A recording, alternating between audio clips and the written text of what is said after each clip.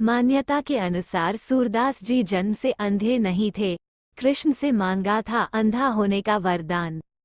मान्यता के अनुसार एक बार सूरदास कृष्ण की भक्ति में इतने डूब गए थे कि वे एक कुएं जा गिरे, जिसके बाद भगवान कृष्ण ने खुद उनकी जान बचाई और आंखों की रोशनी वापस कर दी।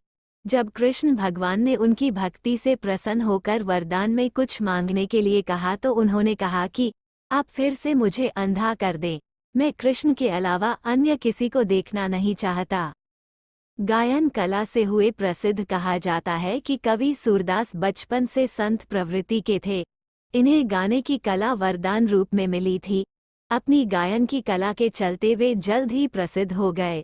इसके बाद वे आगरा के पास गऊघाट पर रहने लगे। यहीं पर उनकी मुलाकात वल्लभाचार्य जी से हुई। वल्लभाचार्य जी ने ही सूरदास जी को पुष्टि मार्ग की दीक्षा दी और श्री कृष्ण की लीलाओं का दर्शन करवाया।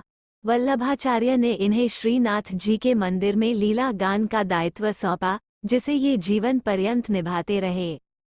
उनका आदर्श चरित्र और जीवन दर्शन अंधेरे को भी उजाला प्रदान करता है।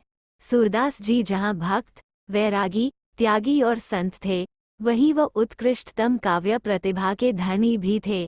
इसलिए उनके अंतर्मन की पावन भक्तिधारा मंदाकिनी की भांति कल कल करके प्रस्फुटित हुई।